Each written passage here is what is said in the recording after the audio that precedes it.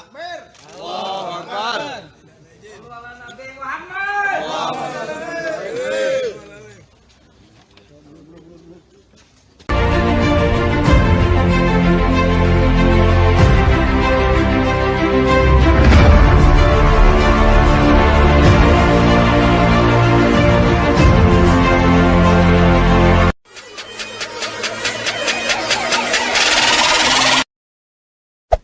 Hey there. Subscribe to my channel. And also press this bell icon. Halo saudara-saudaraku yang terkasih di dalam Tuhan, bertemu kembali dengan saya Rina Solihin dalam channel Rina Menjawab. Teman-teman, bagaimana kabar Anda semuanya?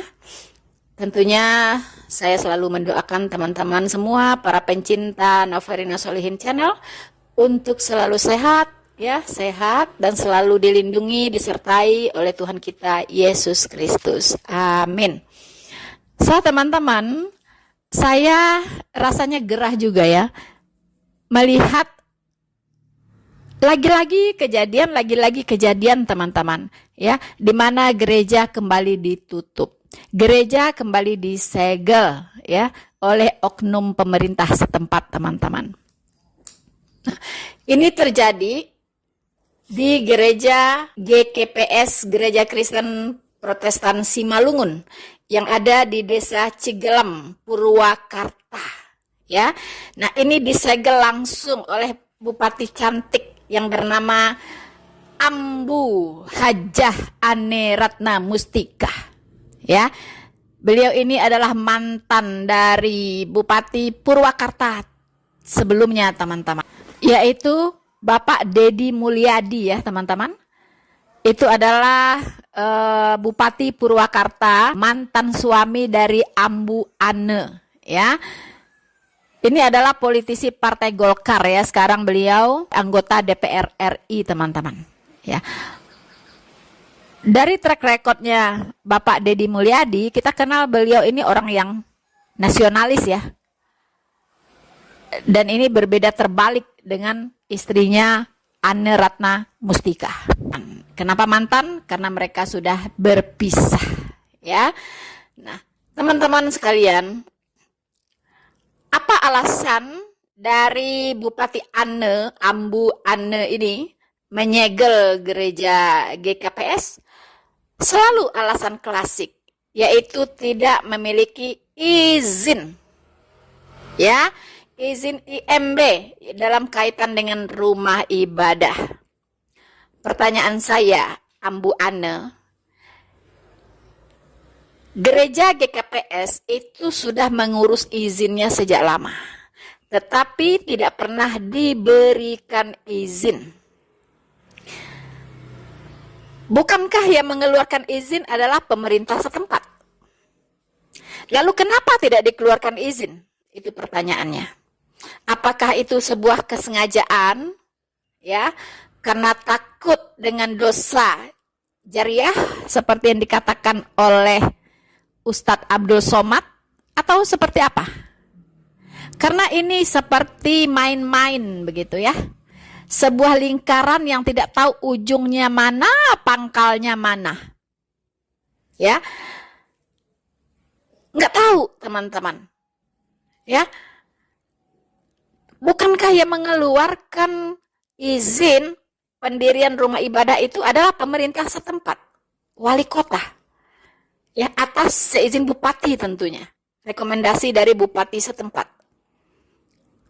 Nah, pertanyaannya kenapa tidak dikeluarkan izin? Lalu sekarang dipermasalahkan izin itu, begitu kan? Nah, kita akan lihat dulu apa yang dilakukan, apa yang dikatakan oleh Ambu Ane pada saat dia menyegel gereja GKPS. Takbir. Allahu Akbar. Nabi Muhammad.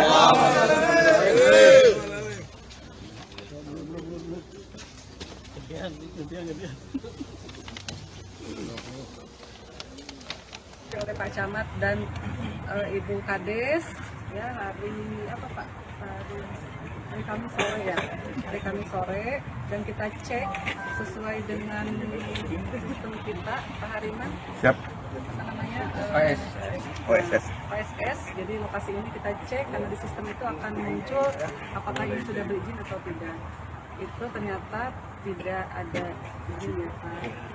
Penggunaan ini baik untuk kegiatan beribadatan maupun aktivitas yang lainnya, mengacu kepada regulasi kaitan dengan peraturan pemerintah nomor 16 tahun 2021 tentang peraturan pelaksanaan Undang-Undang nomor 28 tahun 2022 tentang bangunan gedung.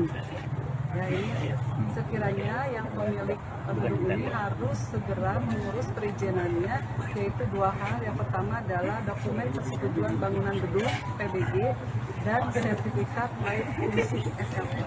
Nah, setelah gedung terbentuk, maka boleh mengajukan untuk aktivitas yang lainnya, yaitu olahraga ataupun yang lainnya, termasuk adalah kegiatan peribadatan yang secara khusus aturannya melalui peraturan bersama dua menteri, yaitu Menteri Agama dan Menteri Dalam Negeri.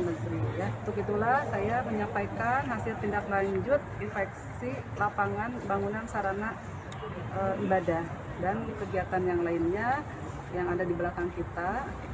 Ini adalah sebagai dasar kita menindaklanjuti penutupan ya sementara sebelum keluarnya perizinan. Jadi saya harapkan pada gedung ini untuk mengurus perizinan terlebih dahulu ya. Ya Ibu Lura, ini ya, gitu kan dasarnya. Saya serahkan ke Satpol PP sebagai dasar untuk penutupan gedung di belakang ini. Wow, teman-teman ya. Luar biasa ya, diiringi suara takbir teman-teman. Kemudian mereka menyegel gereja itu. Betul sekali apa yang dikatakan Yohanes 16 ayat 2 dan 3. Kamu akan dikucilkan, bahkan akan datang saatnya bahwa setiap orang yang membunuh kamu akan menyangka bahwa ia berbuat bakti bagi Allah. Mereka akan berbuat demikian karena mereka tidak mengenal baik Bapa maupun aku. Jadi teman-teman, orang-orang yang berbuat demikian, mempersekusi umat-umat Kristen, mereka itu adalah orang-orang yang tidak mengenal Bapa maupun Kristus. Mereka tidak mengenal Allah, teman-teman. Tapi mereka merasa bahwa mereka sedang berbuat bakti bagi Allah. Sungguh perbuatan yang sia-sia, teman-teman. Ya, mereka kira mereka dapat pahala. Mereka kira mereka sedang menjalankan amanahnya Allah. Tetapi sayang sekali, firman Tuhan mengatakan, ya, mereka menyangka bahwa ia berbuat bakti bagi Allah. Hanya menyangka, teman-teman. Mereka berbuat demikian karena mereka tidak mengenal baik Bapa maupun aku. Ini perkataan dari Tuhan Yesus sendiri, dan ini adalah iya dan amin.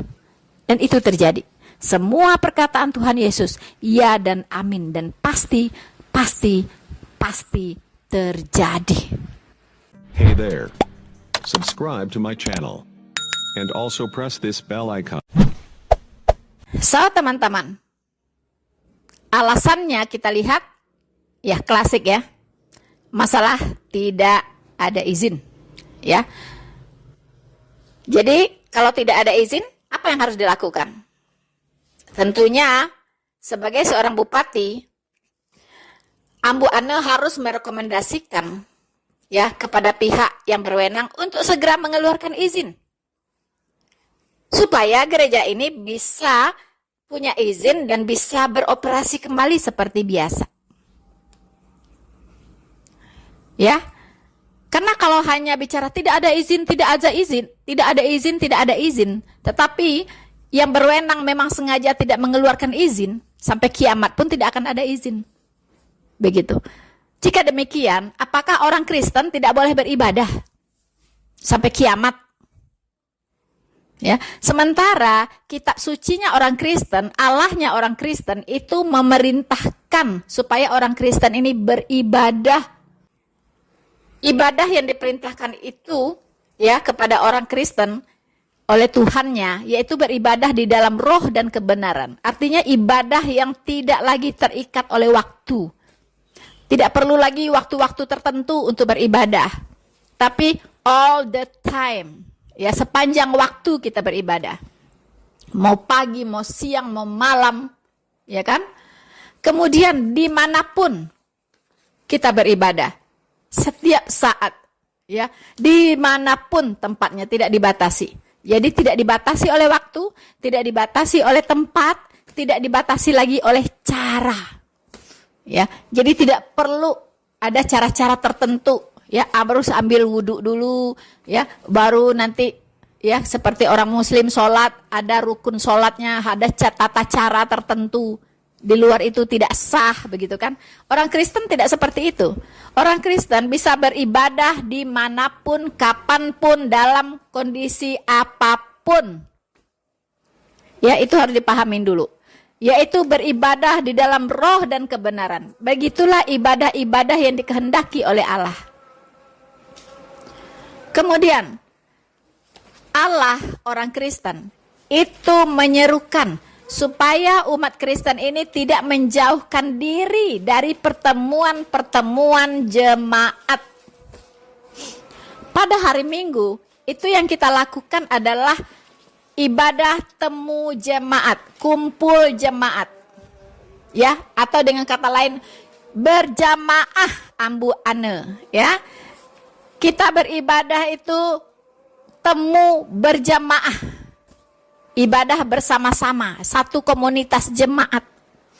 Ya, satu jemaat itu di dalam kekristenan disebut satu tubuh Kristus. Ya, jadi hari Minggu itulah kita berkumpul sesama tubuh Kristus. Ini memang tidak dikenal di dalam Islam ya. Tidak ada tubuh Allah, tidak ada ya. Di dalam kekristenan itu dikenal namanya tubuh Kristus. Tubuh Kristus itu adalah jemaat. Jadi tubuh Kristus ini wajib bertemu satu kali satu minggu untuk apa? Untuk bersekutu, memuji Tuhan, memuliakan Tuhan, belajar firman Tuhan, ya kan? Terus mendoakan segala sesuatunya bersama-sama, karena doa jemaat itu sangat ampuh. Ya, karena Tuhan mengatakan 1-2 orang berkumpul, aku hadir di situ. Ya, jadi kalau ada jemaat Tuhan sedang beribadah, itu Tuhan Yesus hadir di situ. Ya. Nah, ini yang harus dipahami betul-betul bahwa bukan hanya Islam yang wajib beribadah kepada Tuhannya, tetapi orang Kristen pun wajib ya berkumpul berjamaah ya pada hari Minggu untuk menyembah Tuhannya, memuji Tuhannya, memuliakan Tuhannya, ya, membicarakan firman Tuhan, belajar firman Tuhan yang dibagikan oleh gembalanya. Kenapa perlu berjemaah? Itu berguna untuk pertumbuhan iman jemaah. Supaya iman jemaah terus bertumbuh dari hari ke hari, semakin sempurna, semakin baik, semakin baik, semakin baik. Karena sebagai umat Kristen itu harus yang namanya belajar firman Tuhan itu harus. Nah, pada hari Minggu itulah ya kita membahas bersama-sama firman Tuhan yang dibagikan oleh gembala. Disitulah orang Kristen belajar. Ya, kalau di rumah bisa baca Alkitab sendiri, ya. Tetapi dibahas secara mendalam itu di saat berjamaah pada hari Minggu. Ya. Jelas di Alkitab dikatakan, Ibrani 10 ayat 25. Janganlah kita menjauhkan diri dari pertemuan-pertemuan ibadah kita, seperti dibiasakan oleh beberapa orang, tetapi marilah kita saling menasehati dan semakin giat melakukannya menjelang hari Tuhan yang mendekat. So, Ibu Anne, kami orang Kristen diperintahkan oleh Allah kami untuk semakin giat menghadiri pertemuan-pertemuan ibadah yang diperintahkan oleh Allah, yaitu berjamaat. menjelang hari Tuhan yang semakin mendekat. Apa maksudnya menjelang hari Tuhan yang semakin mendekat? Tuhan kami Yesus Kristus sebentar lagi akan datang kembali. Ya, datang kembali menjemput kami. Orang-orang Kristen lahir baru yang sudah mati, mereka akan bangkit terlebih dahulu, kemudian bersama-sama dengan kami yang masih hidup, terangkat bersama-sama ke angkasa menyongsong Tuhan kami. Tuhan Yesus akan datang di angkasa, mengangkat kami orang-orang Kristen yang sudah diselamatkan. Itulah hari Tuhan yang besar, hari Tuhan yang maha dahsyat. Tuhan Yesus datang sampai di awan-awan, menyongsong kami yang terangkat, dan kami akan bersama-sama dengan Dia di sorga. Nah, menjelang hari itu datang, kami harus semakin giat beribadah, menghadiri pertemuan-pertemuan jemaat. Tapi sementara iblis menghalangin kami, menghambat kami untuk tidak melakukan pertemuan-pertemuan jemaat di hari Minggu. Itulah sabotase yang dilakukan oleh iblis saat ini. Jadi kami ini wajib loh, ya, bertemu berjamaah di hari Minggu itu suatu kewajiban, perintah dari Tuhan, Tuhan kami. Ya, itu perintah. Nah, setiap agama itu ada kewajiban, ya, untuk beribadah sesuai dengan perintah Tuhannya masing-masing. Ibadahnya umat Muslim itu lebih ribet, ya, lebih banyak macamnya dibandingkan umat Kristen. Jadi sebenarnya pada prinsipnya Tuhan memerintahkan umatnya untuk menyembah kepadanya. Ya kan? Sekarang manusia membuat satu peraturan untuk melarang umat beribadah kepada Tuhannya. Kalau tidak memberikan izin gereja, kalau menyegel gereja, kalau tidak memberikan izin berdirinya gereja, kalau membubarkan orang yang sedang beribadah, itu sama saja tidak mengizinkan umat Kristen beribadah. Ya, sementara Tuhannya memerintahkan umat Kristen untuk bersekutu pada hari Minggu, berjamaah. Nah, sekarang tinggi mana? Apakah umat Kristen akan mendengarkan perintah manusia yang juga tidak mengenal Allah yang kami sembah? Ya, yang membuat peraturan ini itu tidak mengenal Allah yang disembah oleh umat Kristen. Dia cuma bisa melarang-larang aja gitu. Ya, SKB 2 Menteri itu surat kesepakatan antara Menteri Agama dengan Menteri Dalam Negeri. Apakah dia mengenal Allah yang disembah oleh orang Kristen? Tentu tidak. Ya, dia bisanya cuma membuat peraturan-peraturan yang notabene bertentangan dengan konstitusi. Ya, di mana-mana sudah disuarakan. SKB 2 Menteri itu menabrak konstitusi, yaitu Undang-Undang Dasar 1945 yang lebih tinggi dari peraturan apapun yang ada di Indonesia ini. Itu stratanya paling tinggi, tidak boleh ditabrak. Peraturan apapun yang dibuat di bawahnya harus mengacu kepada Undang-Undang Dasar 1945.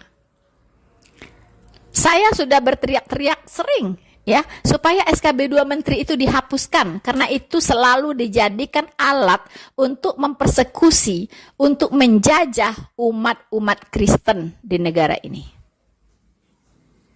Ya. Itu alat yang sangat empuk, ya, yang dipakai oleh pihak-pihak tertentu yang tidak ingin umat Kristen di Indonesia ini bertumbuh dan berkembang. Saya sudah selalu serukan supaya ini diuji kembali, ya. Peraturan ini bawalah ke MK sana, Mahkamah Konstitusi. Kemudian diadakan di situ uji materi, review yuridis. Direview kembali apakah ini bertentangan tidak dengan Undang-Undang Dasar 1945. Dan secara kasat mata itu sangat bertentangan. SKB 2 Menteri itu sangat melukai Undang-Undang Dasar 1945. Dan korban-korbannya selalu minoritas. Saya angkat topi kalau SKB 2 Menteri itu diberlakukan untuk semua agama yang ada di Indonesia. Untuk semua rumah ibadah yang ada di Indonesia. Kalau itu diberlakukan sama, ya oke lah gitu kan. Tapi tetap melanggar Undang-Undang Dasar 1945 pasal 29 ayat 2. Kalau mau fair, kalau memang kekeh mau diberlakukan, tidak mau dihapus, kekeh mau diberlakukan, berlakukanlah untuk semua rumah ibadah apapun yang ada di Indonesia ini. Ya, semua masjid, musola, wihara, kelenteng, gereja dilakukan pendataan. Dilakukan pendataan. Ya, sampai musola-musola yang ada di gang-gang, masjid-masjid yang ada di gang-gang sempit itu pun harus didata. Ada tidak izin IMB-nya untuk rumah ibadah? Ya, tanpa kecuali. Ya, mau di puncak gunung kayak, mau di desa terpencil, mau di gang sempit, itu semua harus diperiksa IMB-nya. Nah, itu baru saya angkat topi. Bagi musola, masjid, wihara, kelenteng, gereja yang tidak mengantongi IMB untuk rumah ibadah, segel semuanya. Tutup on the spot. Ya. Dan tidak boleh ada yang protes. Dan semua diberikan waktu untuk mengurus izin dulu. Sama dengan gereja juga sama, masjid sama, musola sama, kelenteng sama, wihara sama. Mau nggak fair seperti itu? Wahai Menteri Dalam Negeri, wahai Menteri Agama. Mau tidak fair seperti itu? Jangan sampai musola, masjid, wow, tenang, aman, tidak tersentuh oleh SKB 2 Menteri. Izin nggak punya izin, yang penting jalan, gitu kan? Tidak perlu dipersoalkan izinnya. Sementara gereja dibabat terus gitu. Ya kan? Itu tidak fair. Tidak fair. Jadi teman-teman, jangan heran. Setelah Bupati Ambu Ane ini menyegel gereja, tidak hitungan minggu kok Tuhan menyatakan marahnya. Selalu saja begitu. Ya, di mana-mana saya selalu cirenin gitu ya. Pasti Tuhan itu menjawab, reaksinya apa?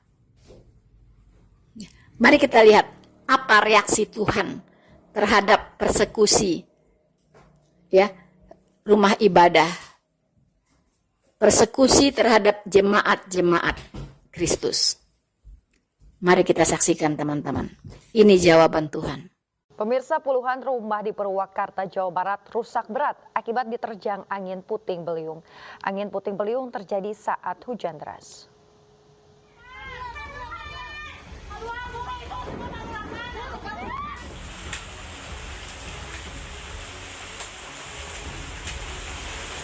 Dalam video amatir yang direkam warga desa Cibingbin, Purwakarta, Jawa Barat, panik saat hujan deras bersama angin kencang melanda. Warga berteriak-teriak memberitahu tetangganya untuk keluar dan meninggalkan rumah. Warga khawatir rumah tetangganya tertimpa pohon. Sejumlah pohon tumbang dan atap rumah rusak akibat disapu angin puting beliung. Warga pun berusaha membersihkan pohon. Setelah itu, angin puting beliung juga menumbangkan tiang listrik dan sempat menutup jalan. Puluhan rumah yang rusak akibat disapu angin puting beliung belum diperbaiki. Hujan dan angin nyatu, terus angin itu seperti berbunyi, ada bunyian seperti apa, krek krek krek gitu, gerak. Ya udah itu, jadi sekaligus terjadi hujan seperti ada balok-balok kecil gitu, truk-truk ke atas atap. Ya, teman-teman, itulah jawaban untuk tindakan-tindakan yang tidak berkenan kepada Tuhan. ya, di mana terjadi persekusi terhadap umat Tuhan di negeri ini dan selalu dibiarkan. Ya. Tuhan memerintahkan supaya dia menyembah kepadanya. Tuhan memerintahkan umatnya untuk menyembah kepadanya, untuk bersekutu, untuk berjamaah. Ya kan? Tetapi ada orang-orang yang membubarkan, menghalangi, mempersekusi orang-orang berjamaah. Umat-umat Kristen berjamaah, teman-teman. Ya. Ngeri sekali. Ya, angin badai topan puting beliung, ya kan? Dan memporak-porandakan ratusan rumah di Purwakarta. Jangan bilang ini kebetulan. Jangan katakan itu kebetulan. Kita masih ingat tsunami Aceh. Ya kan? Kita masih ingat apa yang terjadi di tempat-tempat lain. Tuhan itu sering memberi jawaban melalui alam. Ya, Tuhan yang Maha Esa yang kita sembah itu cenderung memberikan jawaban kalau dia murka itu melalui alam, teman-teman, melalui alam. Kita lihat di zaman Nuh, Tuhan mendatangkan air bah untuk menyatakan murkanya terhadap manusia-manusia durhaka. Kemudian di zaman Sodom dan Gomora, di bumi hanguskan untuk menyatakan murkanya terhadap manusia-manusia berdosa, ya, sudah menyimpang secara seksual, telah melakukan dosa-dosa seksual yang tidak wajar. Sodom Gomora di bumi hanguskan. Banyak lagi, ya, kejadian-kejadian lain, dan Tuhan memakai alam, teman-teman, untuk menjawab itu semua, untuk menyatakan murkanya kepada orang-orang durhaka. Dan saya percaya Purwakarta dilanda puting beliung tidak lama setelah gereja disegel. Itu adalah jawaban Tuhan terhadap tindakan yang tidak beradab tersebut, yang intoleran, yang melanggar keadilan dan peri kemanusiaan. Tindakan Ambu Ane menyegel gereja itu sudah menuai pro kontra di kalangan publik, teman-teman. Dan saya lihat banyak yang kontra. Ya. Walaupun muslim, itu banyak muslim-muslim yang pikirannya masih jernih, itu juga tidak setuju dengan apa yang dilakukan oleh Ambu Ane ini, teman-teman. Rupanya tidak hanya warga Indonesia. Baru-baru ini seorang misionaris di Filipina, ya, bahkan langsung membuat surat terbuka untuk merespon kejadian Bupati Purwakarta yang menyegel gereja, yaitu Ane Ambu ini, teman-teman. Keputusan Ambu Ane menyegel gereja GKPS di Desa Cigelem ini menarik reaksi berbagai pihak. Salah satunya yaitu dari seorang asal Indonesia, teman-teman. Dia seorang misionaris dan sekarang sedang bertugas di Filipina. Namanya adalah Peter Yohanes Kopong, teman-teman. Yohanes Kopong ini itu membuat surat terbuka yang diunggah di akun Facebooknya, teman-teman. Surat ini sangat menarik dan saya pikir ini mewakili, ya, kita semua, suara minoritas. Saya lihat sangat mewakili. Untuk itu dalam kesempatan ini saya akan membacakan apa sih isi surat terbuka dari Bapak Yohanes Kopong, ya, atas penyegelan gereja yang dilakukan oleh Ambu Ane ini. Surat terbuka itu langsung disampaikan Yohanes Kopong, ya, melalui Facebook kepada pemerintah Republik Indonesia sebenarnya. Baiklah, saya akan bacakan, teman-teman. Kita akan lihat apa isi surat terbuka dari Bapak Yohanes Kopong, teman-teman, ya. Saya akan bacakan untuk kita semua. Yang terhormat para Tuan Republik. Bela kemerdekaan Palestina. Rujukannya adalah Undang-Undang Dasar 1945. Kemerdekaan beribadah, rujukannya adalah SKB 2 Menteri. Baru-baru ini, tepatnya pada tanggal 2 April 2023, Bupati Purwakarta Anne Ratna Mustika menyegel Gereja Kristen Protestan Simalungun GKPS di Desa Cigelam, Kecamatan Babakan Cingkau, Purwakarta karena tidak memiliki izin IMB.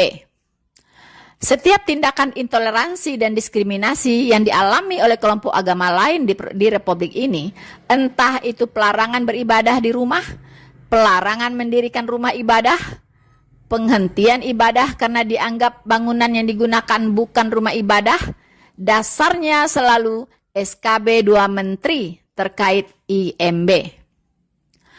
Undang-Undang Dasar 1945 Pasal 29 ayat 1 dan 2 yang menjamin kebebasan dan kemerdekaan setiap orang untuk memeluk agama dan beribadah sesuai dengan agama yang dianutnya tunduk pada SKB 2 Menteri yang dari segi kedudukan lebih rendah dari Undang-Undang Dasar 1945. Ketika berurusan dengan agama, terutama kalau berhadapan dengan kelompok minoritas. Sangat-sangat ironis. Membela kemerdekaan negara lain justru menggunakan landasan konstitusi, dalam hal ini pembukaan Undang-Undang Dasar 1945. Namun, untuk membela kemerdekaan warga sendiri dalam hal kebebasan beragama dan beribadah, justru landasannya adalah SKB 2 Menteri yang justru semakin mempertegas penjajahan di Republik seperti yang tak bertuan ini. Dalam urusan kebebasan beragama dan beribadah di Republik tak bertuan ini, Undang-Undang Dasar 1945 dan batang tubuh Undang-Undang Dasar 1945 hilang tanpa jejak, tidak dijadikan landasan konstitusional, melainkan SKB 2 Menteri yang terkesan memperlihatkan bentuk penjajahan baru di negeri ini. Dari segi kedudukan Undang-Undang Dasar 1945 sejatinya lebih kuat dan mengikat, tapi justru tunduk pada SKB 2 Menteri yang selama ini menjadi senjata kaum mayoritas untuk menjajah kaum minoritas. Kalau demikian, kita ini berdaulat untuk siapa? Untuk Palestina, kita tegas mengatakan bahwa sebagai negara, kita harus menjunjung kedaulatan kita dengan menegakkan konstitusi Undang-Undang Dasar 1945. Tetapi untuk Republik ini ibarat Republik tak bertuan karena Undang-Undang Dasar 1945 tidak ditegakkan, tetapi SKB 2 Menteri. Orang berdoa dan beribadah di Republik ini selalu dijajah dengan SKB 2 Menteri. Tapi untuk menolak timnas U20 Israel, kita teriakkan konstitusi Undang-Undang Dasar 1945. Orang berdoa dan beribadah yang tidak pernah menghasilkan peperangan dan penjajahan, kita atur sedemikian rupa dengan ragam larangan dan penolakan melalui SKB 2 Menteri. Tetapi untuk Palestina, kita jadikan Undang-Undang Dasar 1945 sebagai landasan menolak kehadiran timnas U20 Israel. Kalau demikian, apa bedanya Republik ini dengan Israel? Ini namanya penjajah, teriak penjajah di Republik ini. Manila, 4 April 2023. Tuan Kopong, MSF. Hey there. Subscribe to my channel. And also press this bell icon. Saudara-saudaraku yang terkasih di dalam Tuhan, saya setuju. Republik ini memiliki double moral. Mengapa double moral? Yaitu tadi, untuk membubarkan rumah ibadah, mempersekusi umat minoritas, menghalang-halangi umat Kristen beribadah. Itu yang digunakan adalah SKB 2 Menteri. Sebenarnya secara konstitusi itu cacat hukum. Ya, itu cacat hukum, teman-teman. Karena apa? Karena berbenturan dengan Undang-Undang Dasar 1945. Khususnya pasal 29 ayat 2. Ya, itu cacat hukum SKB 2 Menteri itu. Tetapi dipaksakan untuk digunakan demi untuk membendung perkembangan kekristenan di Indonesia. Jujur saya katakan, itu sebenarnya tujuannya. Untuk membendung perkembangan kekristenan yang ada di Indonesia. Ya. Tetapi untuk mengatakan tidak terhadap hadirnya tim U20 ya, Israel, itu yang digunakan adalah konstitusi. Pembukaan Undang-Undang Dasar 1945. Tiba-tiba berubah. Tadinya melawan konstitusi. Tiba-tiba memegang konstitusi. Pembukaan Undang-Undang Dasar 1945. Yang dikeluarkan. Ya, bahwa penjajahan di muka bumi harus dihapuskan. Untuk U20 pegang konstitusi. Untuk membubarkan umat Kristen beribadah, pegang SKB 2 Menteri. Apa itu? Ya, apa itu? Nggak jelas. Itulah double moral. Atau dengan kata lain, munafik. Ya, munafik. Jadi, konstitusi dipakai sesuai kebutuhan, sesuai kepentingan. Ya, kalau rasa-rasa konstitusi tidak mewakili kepentingan kelompok ini, labrak saja. Buat aturan sendiri. Tapi kalau konstitusi dianggap mengakomodir kepentingan tertentu, pakai konstitusi. Negara apa ini kalau begitu? Ya, kacau balau negara ini. Rusak sudah. Ya, bukan konstitusinya yang salah. Yang menggunakan konstitusi ini yang nggak benar. Begitu. Konstitusi itu seperti pisau. Ya, ibaratnya seperti pisau. Anda mau pakai pisau untuk motong bawang, ya, untuk memotong sayur, ya kan, untuk ngupas mangga, bisa. Tapi Anda juga bisa pakai pisau itu untuk menggorok orang, untuk membunuh orang, menujah orang, menusuk orang, nyembelih orang, itu juga bisa. Jadi konstitusi itu seperti pisau, tergantung Anda mau pakai untuk apa. Nah, ini yang terjadi di Indonesia. Begitu. Ya suka-suka dia mau pakai pisau untuk apa gitu. Nah, begitulah teman-teman.